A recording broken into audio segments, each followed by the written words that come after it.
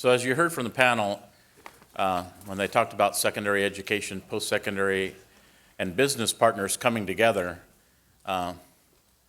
they really don't want you to be engaged in this effort. They want you to be married to this effort. It's a whole different level of commitment, right? And I hope that is clear.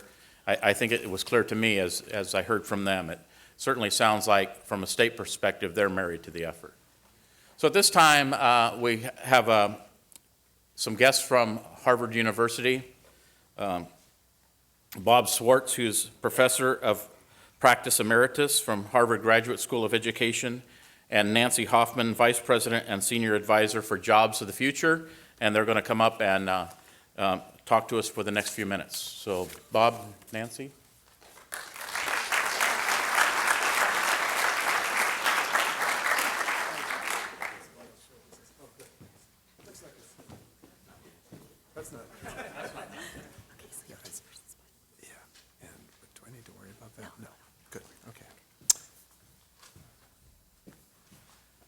Well, first, I'm really delighted to be here.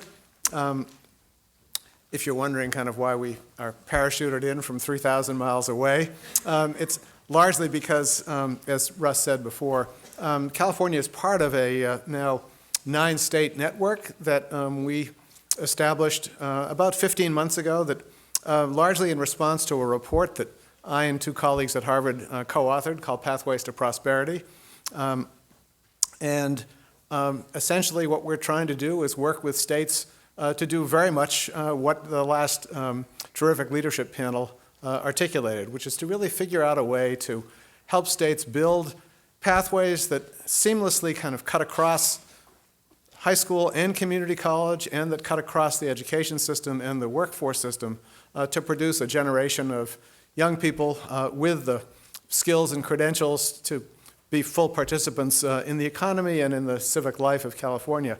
I should say that both Nancy and I owe a debt, if you will, to the public education system here in California, and it's nice to be able to do make a modest contribution to repay that. Nancy's a graduate of Berkeley, UC Berkeley, both undergraduate straight on through to a doctorate, and I actually began my career in education a half-century ago as a high school English teacher in San Rafael, and at a time when I got just an enormous amount of support as a beginning teacher, was part of a small learning community, and it just had a huge influence on the whole sort of next set of directions and steps in my own career. So it's great to be back here. We're going to split this presentation. I'm going to do the first half, which basically kind of just with a few pieces of data kind of summarizes the argument that we laid out in the Pathways to Prosperity report. Then we'll want to say a few things about the really enormous kind of crisis that we've got around access to employment for young people in the country, and especially here in California, as you'll see. And then Nancy's going to pick up on that and talk a little bit about some of the international perspectives as well as national perspectives that we bring to this work, and then talk more specifically about the work of the network.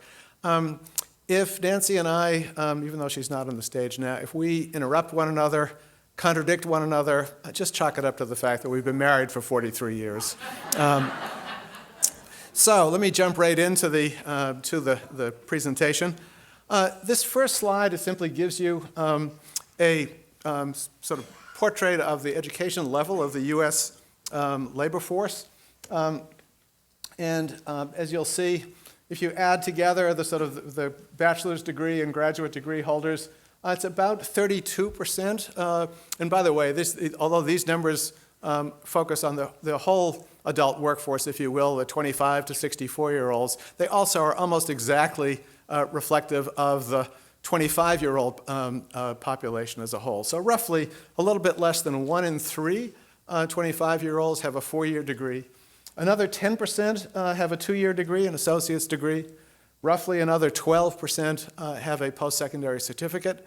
That gets you a little bit over 50% of the workforce, the young adult population.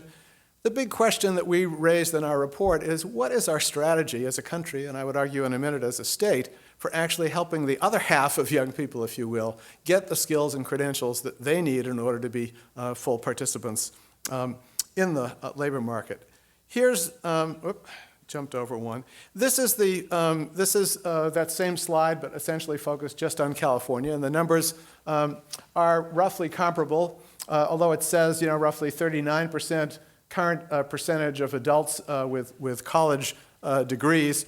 If you add another 10 or 12% for certificate holders, again, it gets you right around the 50% mark. I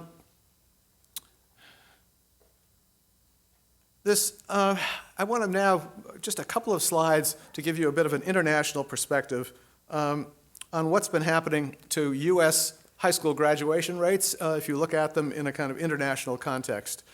This is a 4-decade look. In the 1960s, the U.S. Actually led the world in the proportion of young people with a high school diploma. The U.S. is in the far left-hand side of the slide.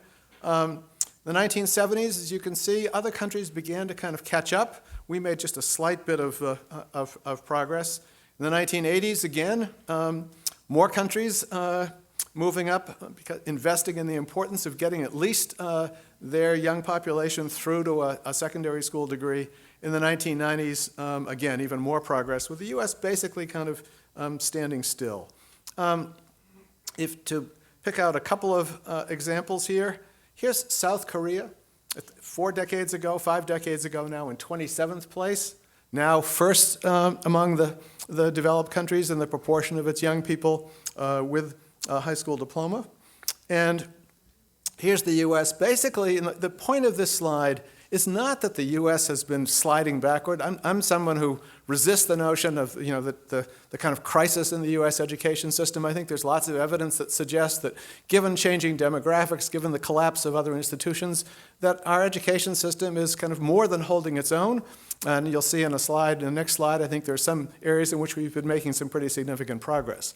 The problem is, in a sense, that the rest of the world has been just very, very aggressive in kind of moving ahead, realizing that the importance of having a well-educated, well-skilled workforce is really critical to their ability to survive and thrive in this global economy.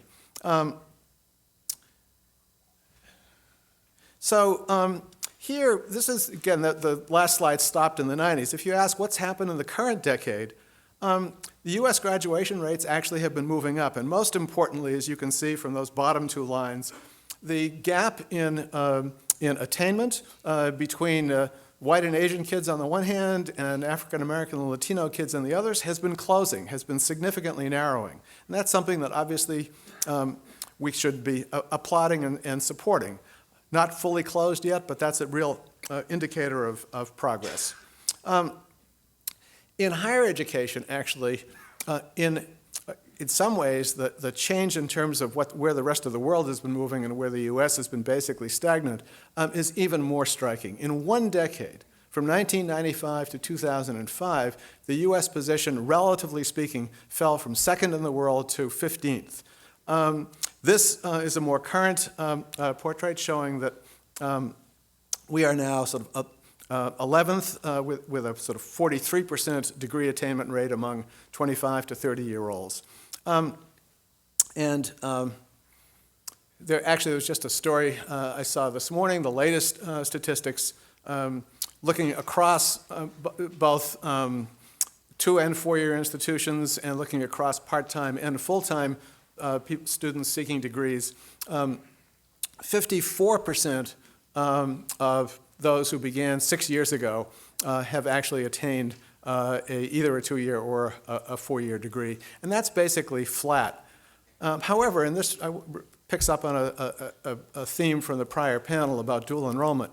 16% of the students in this, among those starting and seeking degrees, actually began doing college-level work when in high school, and 2 out of 3 of those students who began doing college work while in high school actually have attained degrees within 6 years. Contrast that with the 54%. This is good. One more piece of evidence, and we have lots of other evidence about the power of getting young people started on post-secondary while they're still in high school. So to pick up on sort of Lupita's point, I mean, if in fact we can figure out ways to both address the funding issues and address some of the regulatory barriers, this is an important piece of the puzzle that we need to work on.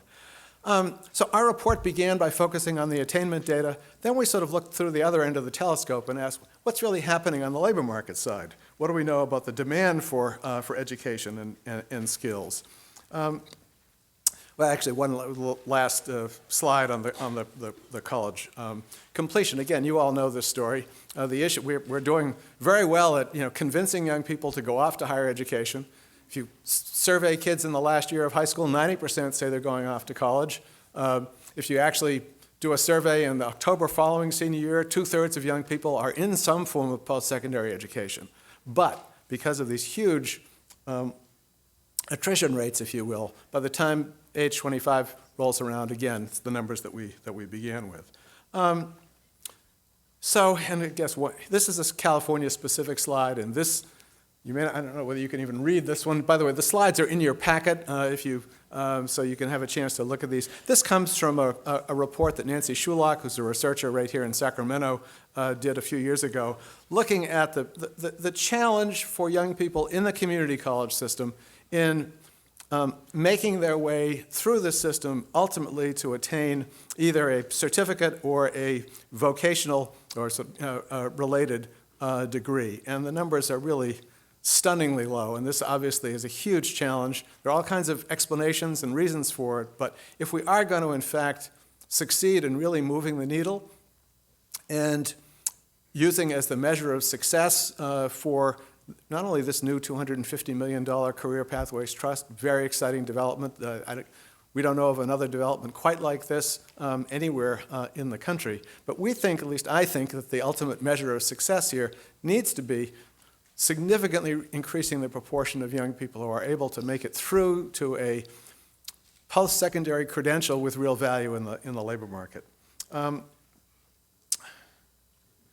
So looking at the employment projections, again, the other end of the telescope, we've been hearing for the last 20 or 25 years that the middle is hollowing out of our economy, and at the end of the day, we're really only going to have two kinds of jobs: high-skill, high-wage jobs that require at least a 4-year college degree, if not more, and low-wage, low-skill jobs that the rest of us are going to be assigned to that really don't create enough of a path to get young people into the middle class. Well, I think we now have a lot of credible economists. I'm thinking especially of Tony Carnevale at the Georgetown Center on Education and the Workforce, a couple of other colleagues at the Urban Institute, Bob Lerman, Harry Holzer, who are making, I think, a pretty powerful argument that in reality, for the foreseeable future, we're going to have a significant number of jobs, these so-called middle-skill jobs, roughly some people are estimating as high as 30% of the jobs that really are in this so-called middle skill category that are going to require certainly some education beyond high school, but not necessarily a 4-year degree.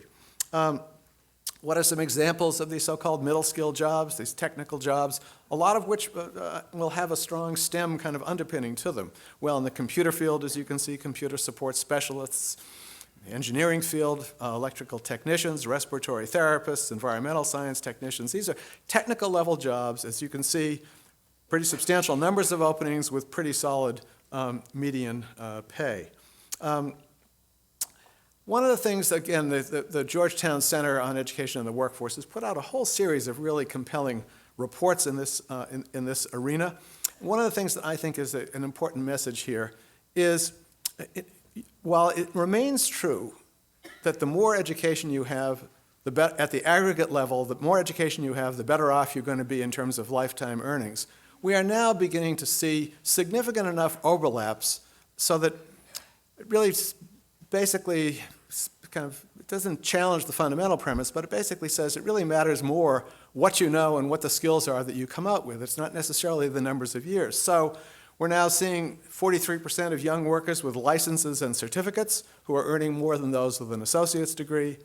27% of those young workers are actually earning more than the average BA holder. And most significant, I think, for our purposes, nearly a third of young workers with two-year degrees are out-earning more than the average four-year degree holder. Right around the time that we released our report in early March of 2011, I saw a report coming out of the Florida public higher education system in which the two-year technical degree holders were out-earning in that state, average BA holders, basically coming right out of the box at about $10,000 a year. Now, whether or not those earning differentials will hold up over time is anyone's guess, and obviously earnings is only one measure of the effectiveness or success of an education, and I certainly don't want to fall into the trap of sounding as if that's the only thing we care about is kind of economic return, but obviously it is one important measure. On the middle skills front, I think this is a really important. The Brookings Institution pretty recently released a report on STEM fields and STEM occupations in which they argue that roughly, we tend to think of STEM as, kind of high-end scientists, engineers.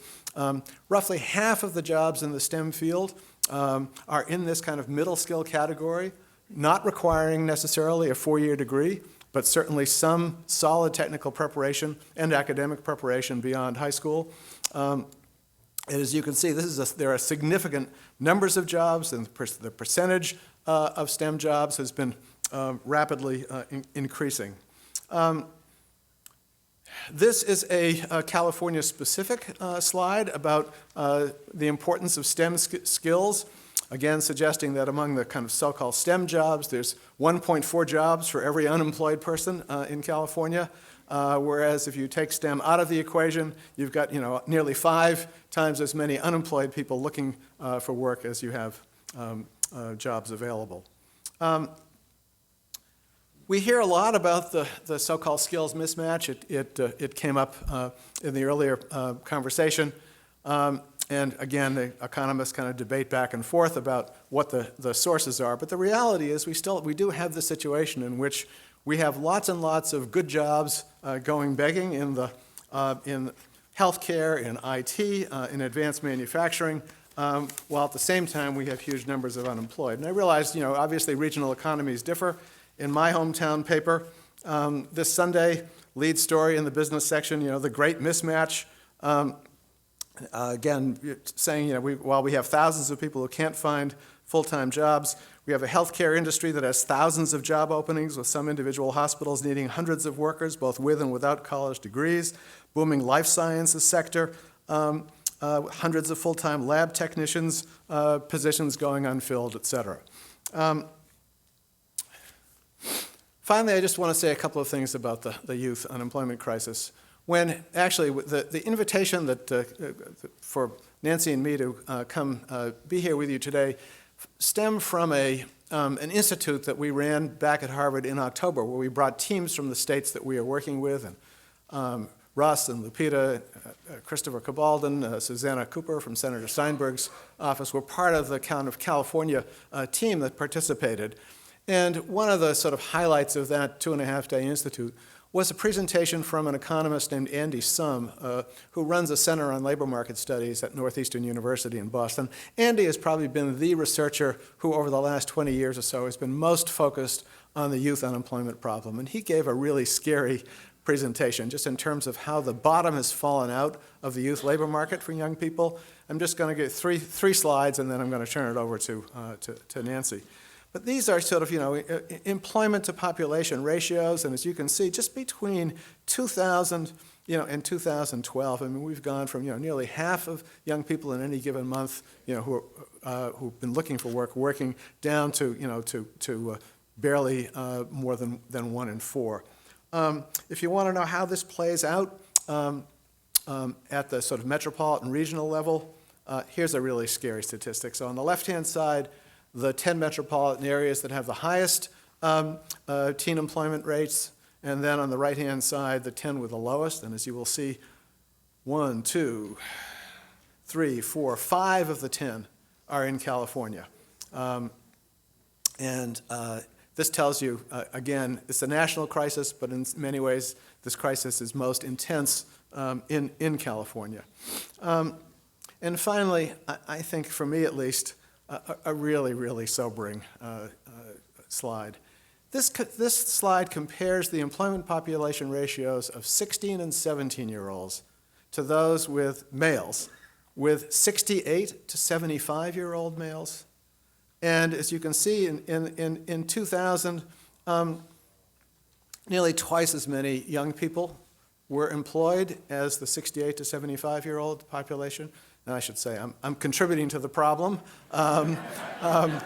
But I'm choosing to work. A lot of the people in the 68 to 75-year-old population who are working is not out of choice, but because of the impact of the recession on their retirement, pensions, et cetera. But look what's happened. I mean, while the youth population that's working has dramatically fallen down to 15%, the older, old adults, senior citizen employment has significantly surpassed teenage employment. You ask yourself, in terms of our kind of values as a society, just think of how important it is for young people to, as they're entering the point where they're really entering the labor market, where they should be feeling the most sense of optimism, where it's really important to help people get launched on a pathway where they can see themselves with a career, to have this number of people out of work and adding, going back to the very first slide, if you don't have either kind of an academic portfolio, that is with degrees and credentials, and you don't have a resume with work experience by your early 20s, you are in very deep trouble in this economy. And let me now ask Nancy to kind of do the second half of the presentation.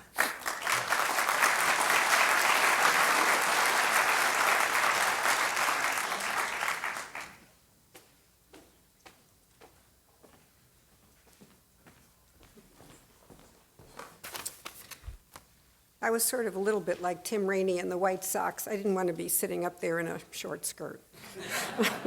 So I'm delighted to be here and totally admiring of the turnaround in California, and after a rough number of years, the fact that you are really taking this opportunity to invest in the future of the younger generation. So we're here to help you get on your way and not to just emphasize the problem. But I want to say that Bob, in a sense, had the unfortunate task of talking about the problem and giving you some data that really puts the challenge out there.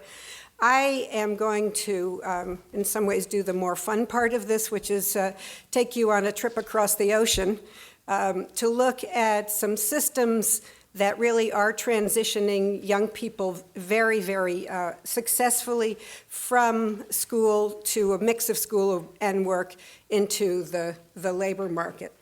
Oops, it's just, there we go. So I just want to say, and then I'm going to talk a bit about the Pathways to Prosperity Network and the sort of traction we've gotten over the last year and a half that we've been doing this work. But before I do that, I just want to say a word about why we're looking at European systems. Despite everything that Senator Steinberg said when we had breakfast this morning, I don't think that California will turn into Switzerland or the Netherlands. You do have mountains, but I don't know about the watches and the chocolate. But I do think there are some real questions and ideas that are useful for us to think about when we're really trying to create a vision. And I guess I would say, while I know many of you came here because it's about the money, it's good to have a moment to really pause and think about what's the vision before you start worrying about how you're going to spend the money. So that's, I'm hoping to just stir your thinking a bit.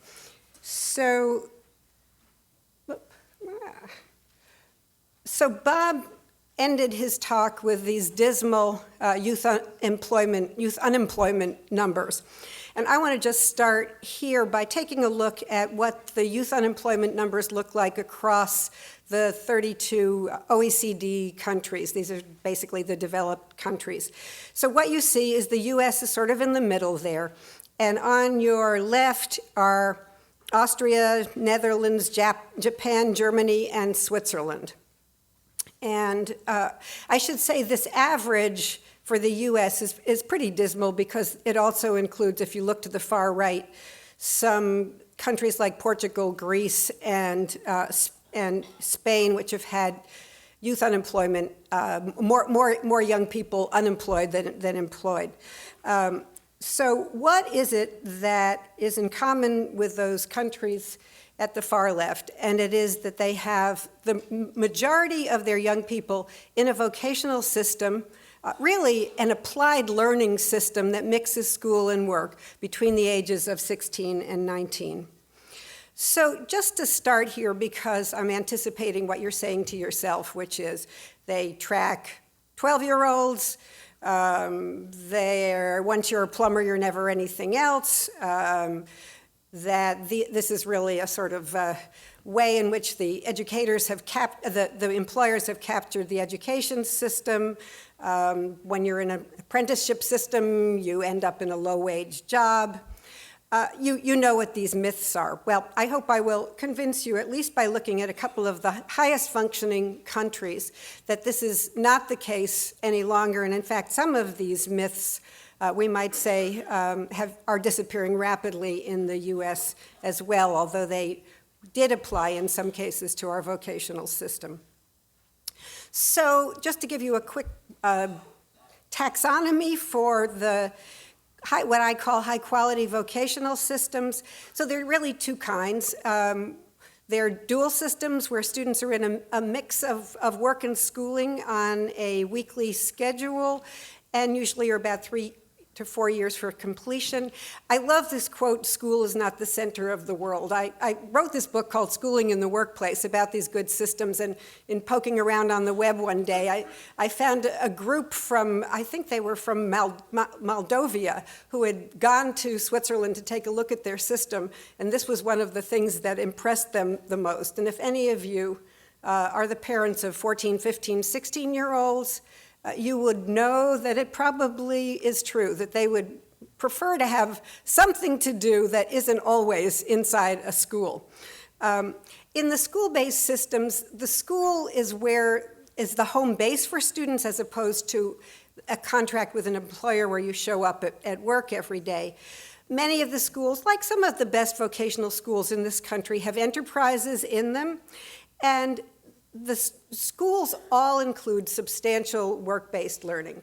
The big challenge, as you've heard from the panel and from Bob in this country, is employer engagement, and really helping people here to understand that we don't have, almost everyone goes to college to get a career, but we behave as if there's no connection between the going to college and the getting of the career. And that's not the case in these European systems. There are checks and balances, but there is total collaboration between unions, workforce employers, and schools. Then I think the thing that's really startling when you look at the Netherlands, Norway, Germany, Switzerland, some of the other Nordic countries, that this is not a tracking system for a low-wage job. This is the mainstream system, and in fact, it's only the young people with very academic interests who want to be research scientists or want to be lawyers and doctors who go into the university system. So students pick a career, a broad career area, at about age 15, as we do in some of our best academies here. And what we don't have here, they know when they pick a career that they will have a standardized credential that's really recognized across the country and is portable from region to region. So what are the characteristics of these systems? And this, if you have the old myths about apprenticeship, these are the things that really have changed, and I would say in the last decade and a half. So one of the big issues is that these pathways are permeable. In other words, if you're interested in engineering, you might know that the best way to get started is in the vocational system, and you may have your eye on a PhD, but you do it in increments, and there are steps along the way. The curriculum is very much integrated and applied, and really there's not this taxonomy problem that we have of saying this is academic here and this is vocational here. You learn the mathematics that goes with your professional interest, many of which in the contemporary world really require the STEM competencies, as well as, I think if we were to talk to employers, the biggest complaint they have, and the thing that many of these systems actually teach because students are in an employment situation and are watching skilled adults handle issues, is this complex problem solving in a messy situation. It's the kind of thing you do at home and at work almost every day, no doubt, but not something that is easy to learn either in theory or in school. Then the other thing that in some ways is most significant for me when you look at these European systems is that they are really much more attuned to the needs of adolescents than what we do today, where we have kids sitting all day in classrooms, moving around in a kind of uniform way. When I say that, what I mean is that youth, particularly teenagers, like risks, they like challenges, they like to be out and about, seeing how the world works, and much better, as in Switzerland, they are in 3 different settings during any single week, a workplace, a sector organization, and a school where they may just be taking a language and some advanced mathematics course.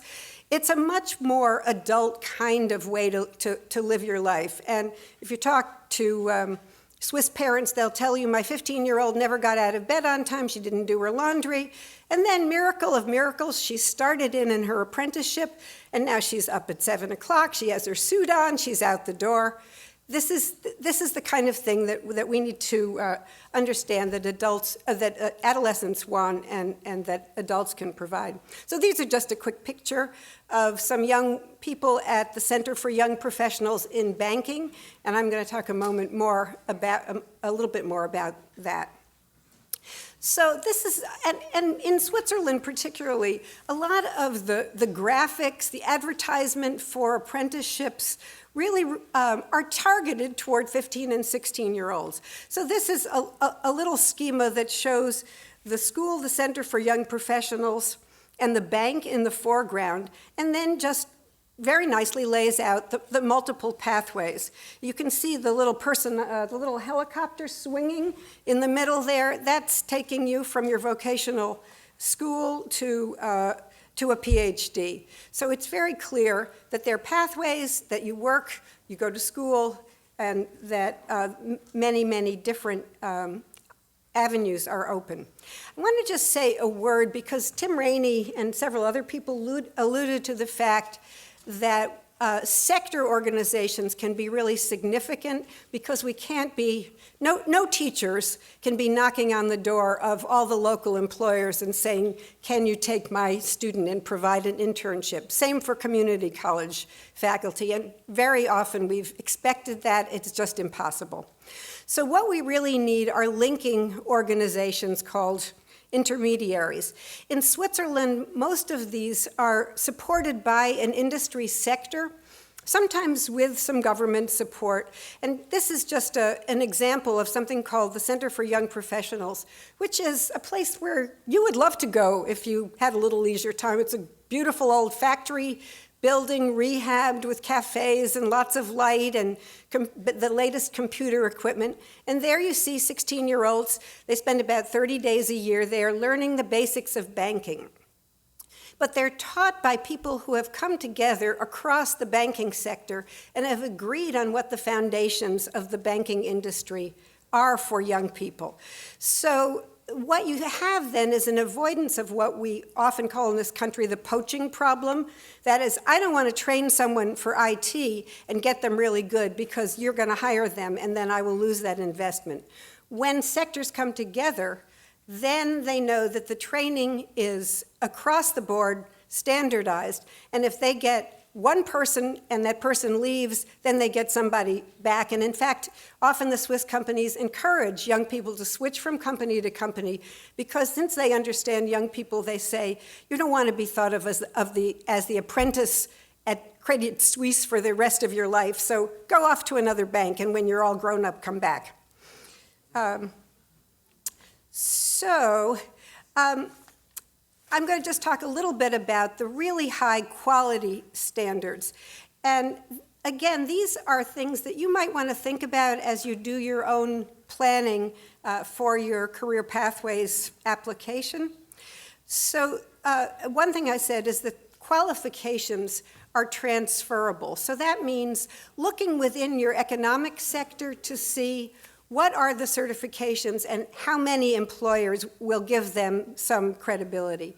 The second thing, which I think is really important, is that this idea of the student owning his or her own skills and being able to sell them in the marketplace. The British system of vocational education is too much employer-led and too narrow. It only trains for the specific things that employers need. In these strong systems, the tripartite union employer educator system makes it clear that the skills need to be broad enough so that they can be adapted in a specific company but also transferable.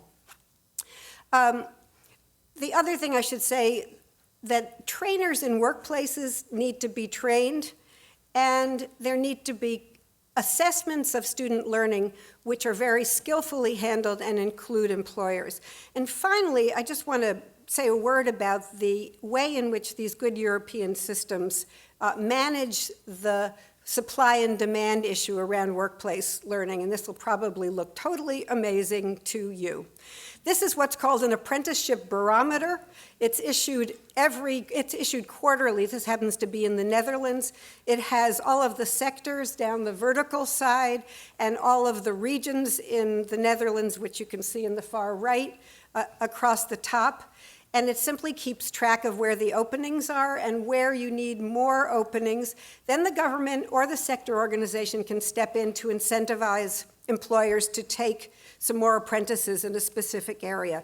It's kind of interesting, as I was looking at this last night, that down toward the bottom, which you really can't see, is the tourism sector. And you can see there are a couple of regions where that's big. It's probably where you've gone for vacation if you've been to the Netherlands, Amsterdam.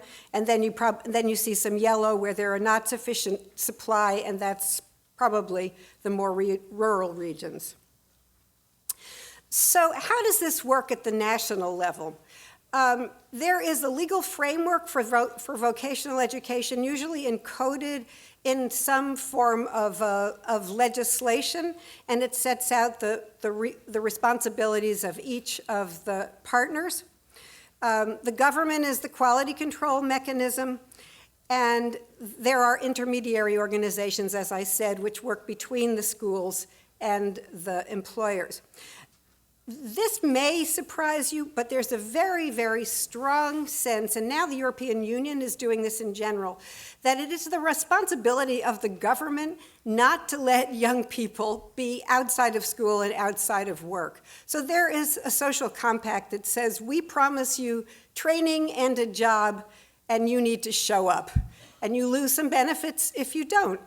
And that seems to be a really strong message if you look at those youth employment numbers. So I'm getting to the end of the tour of Europe here, but you may be asking yourself, how is this paid for? In some countries, apprenticeships and student employment are subsidized by the government. Interestingly, in Switzerland and in Germany, that's not the case, although there is a kind of background, which is that the government provides a lot of the research and training that goes into making a high-quality system.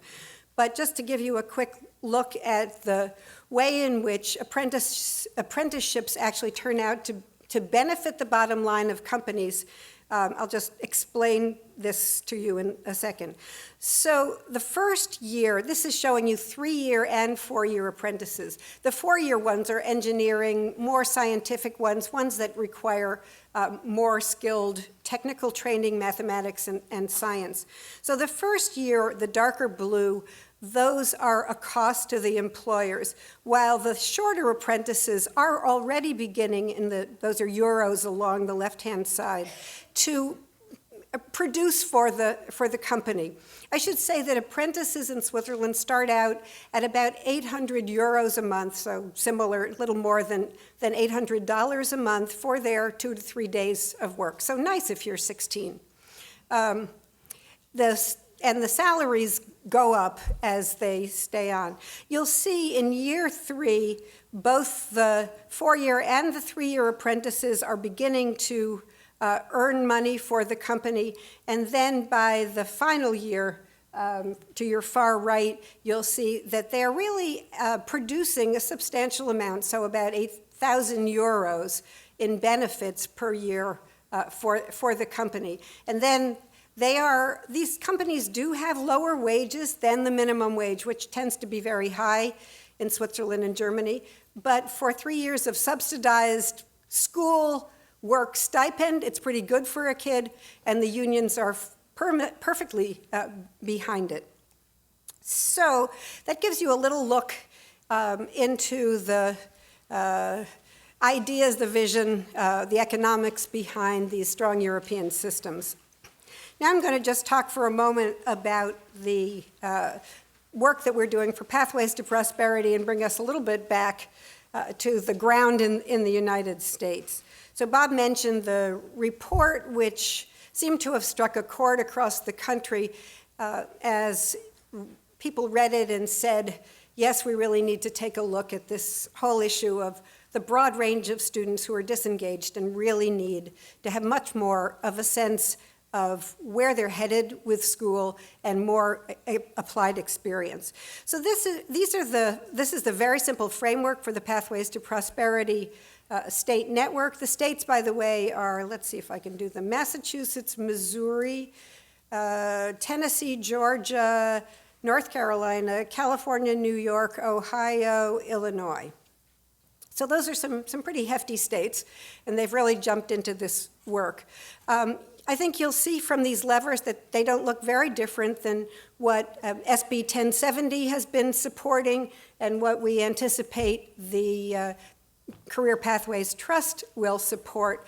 I think one of the things we haven't talked about is the career counseling piece, and we're going to talk more about that this afternoon. We got a bit into the grade 9 through 14 pathways, and I gather the conversation here in California is moving more toward an integrated system. We know that huge challenges around employer engagement, and from the people you saw here sitting up on the stage, you already have committed state leaders and the beginnings of a very strong policy environment. So I would say you're doing well in the beginnings of this Pathways work. I'm going to just briefly say what are some of the challenges, and we've talked about some of them already. I know California is working on career advising. One of our staff people is in Long Beach today working on some middle school modules that will get young people out of the classroom and into workplaces early on. But across the country, that's a huge challenge and not too early to start. Most of you know that even if you look in your own family, it's very hard to know how many of the jobs that you're in today are going to be there in 15 years. And helping families to understand the labor market is really important, and our kids need to understand it early on. We've talked about the lack of high-demand pathways, and in California, there's a very strong tendency, we know from research, to counsel young people into the transfer programs. And it's not that that's a bad thing, but many of those who might flourish in a career track really don't get that opportunity because their counselors don't know that that's a good option. We've talked about intermediaries, and there are many in the workforce system, but I think Tim pointed out that there may be a disconnect between the regions that are set up politically, that the WIBs serve regional labor markets and sectoral organizations. And Josh Bruno, who is back over there, is going to be doing a session on intermediaries this afternoon. So that's sort of where we are. One of the things that I wanted to just emphasize, though, is the role of regional intermediaries. And Tim mentioned this new buzzword, backbone organization, comes from FSG and collective impact, whatever you call it. There need to be a set of functions between schools, community colleges, and employers that muster the resources in the region.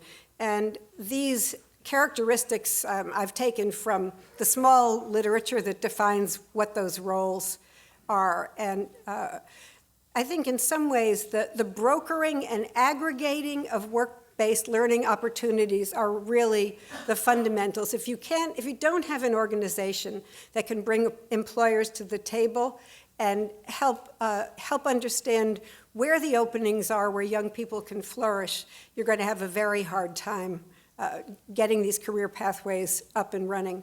I should also say my organization, Jobs for the Future, does a lot of work with real-time labor market data, and I'm hoping that you will have access to that. I think some of that is already available through the community college portal, because you will want to know what are the big career areas, and what do the entry-level jobs look like for the young people that you're working with.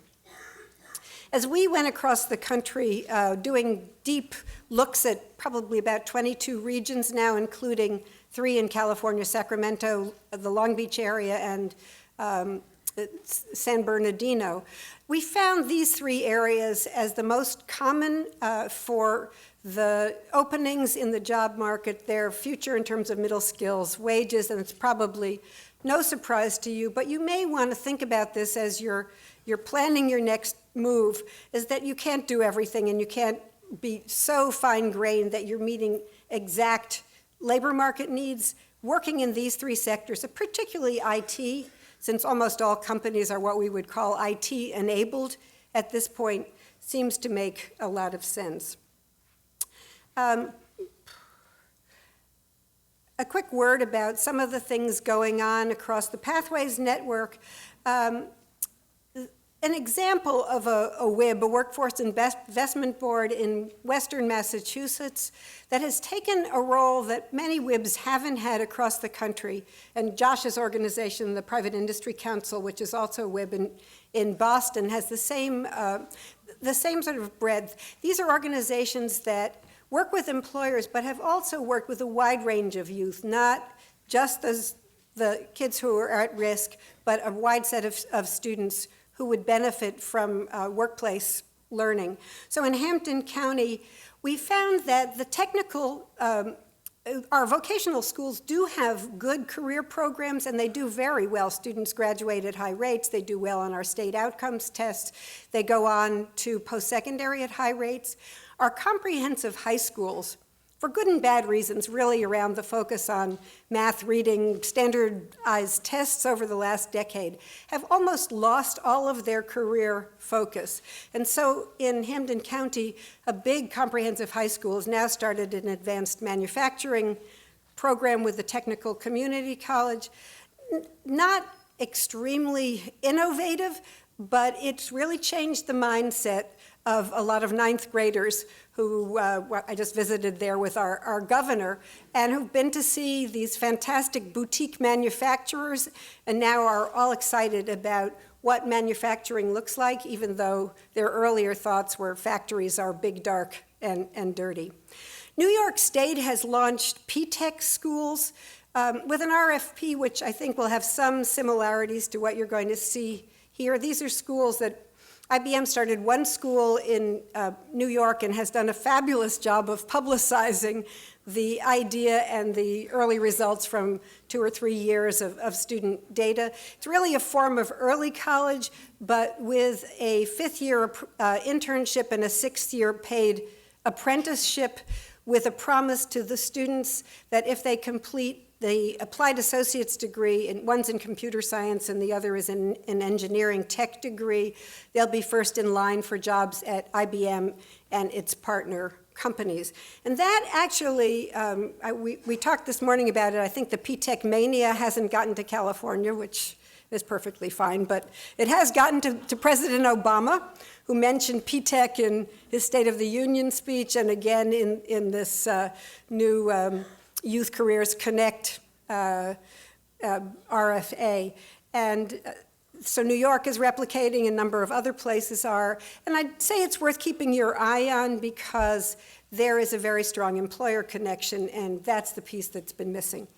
And finally, Illinois has, I think, done the nicest job that we've seen across the country in convening sectors and supporting them in public-private partnerships to create what they're calling learning exchanges, which are really open source websites, which will also have some human beings with them to do technical assistance in 9 sectors, which match roughly those that you would see in a state CTE cluster arrangement.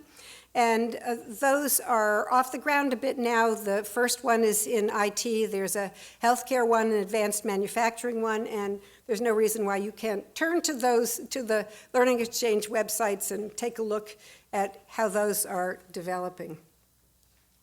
So we're almost at the end here, and I hope we'll have time for a couple of questions. The why now?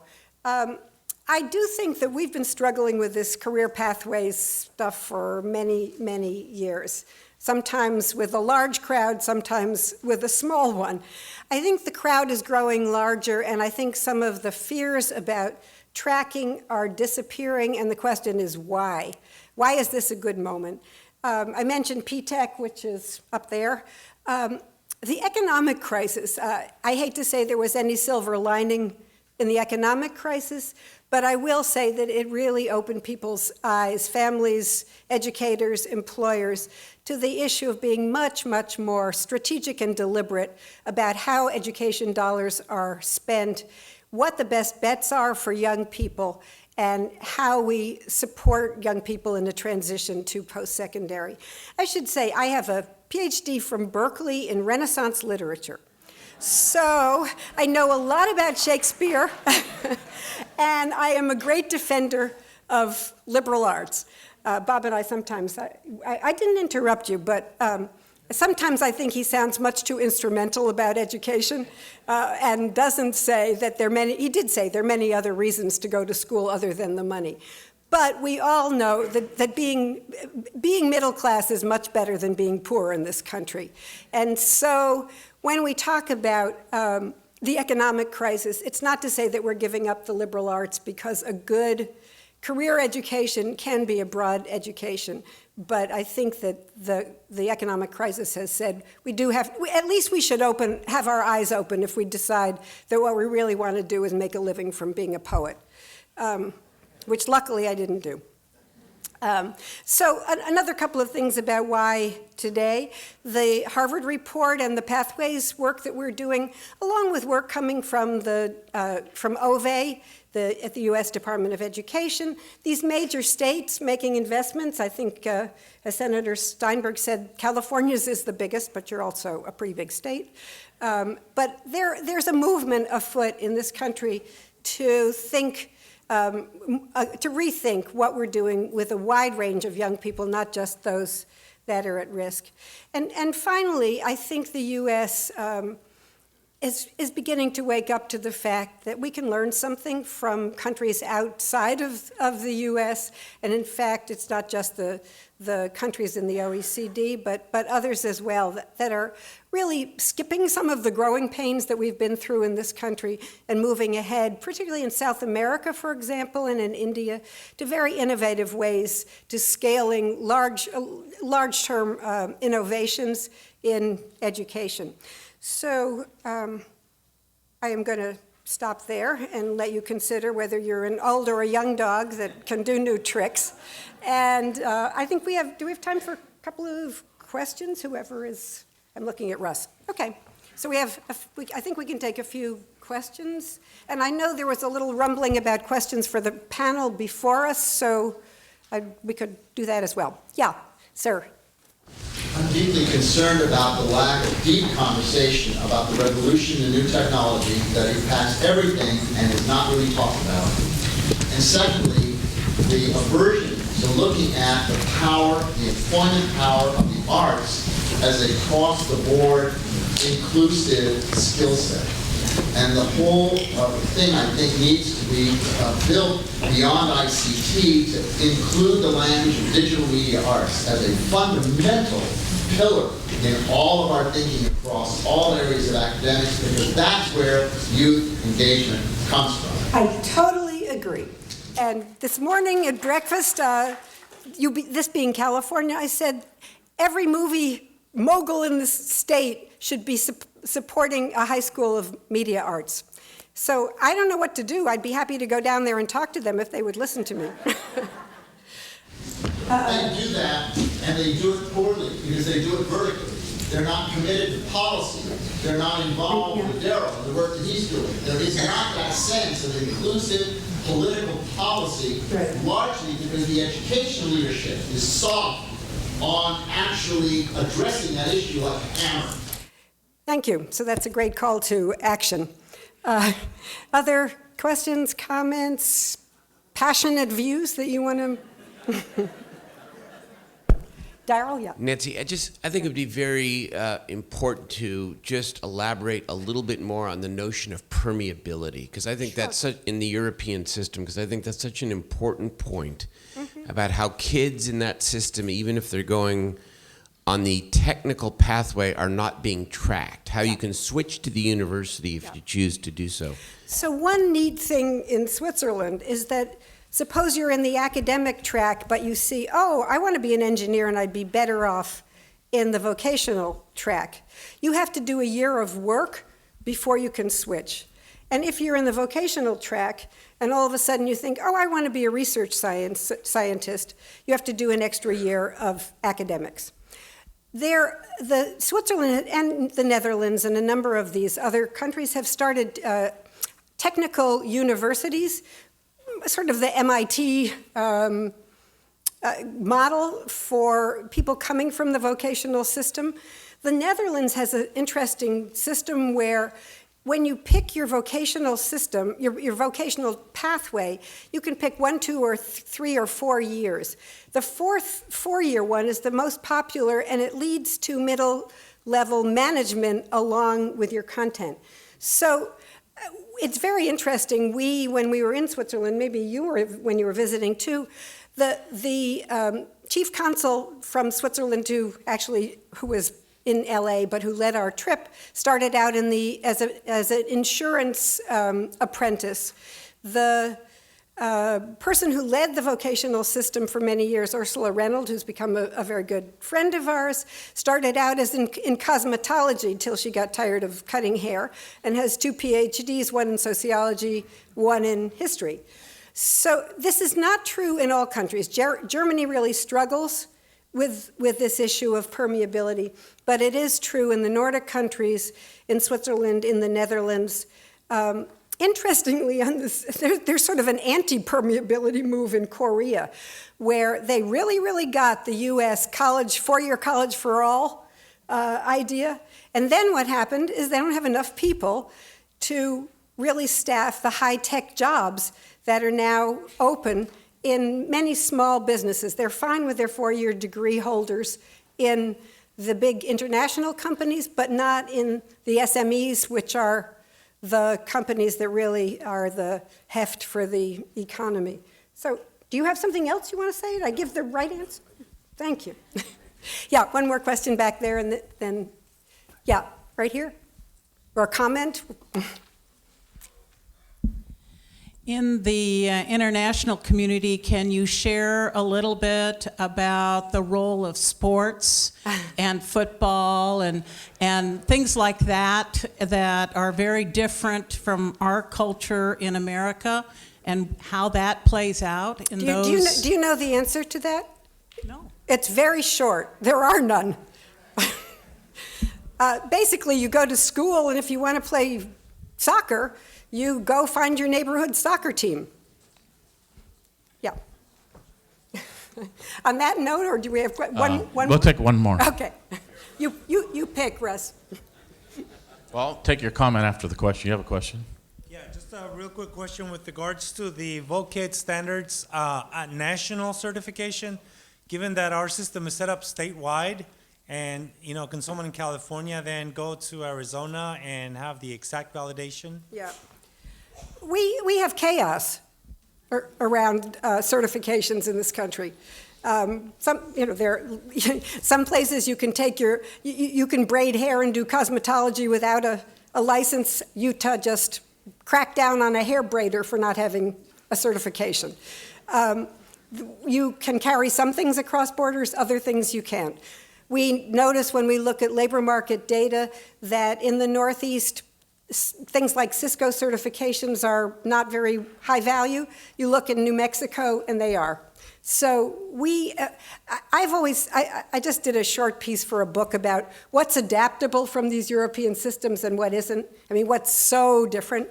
I don't think we're going to end up, at least not in my lifetime, with a national qualifications system of the kind that they have in Europe. And I also don't think we're going to end up with tripartite legal responsibility for education and the transition into the workplace. I do think that around employer engagement, early career advising, the use of intermediaries and sector organizations, we can make some headway, and that's where we should really put our attention for now. So with that, thank you all very much. You've been good listeners.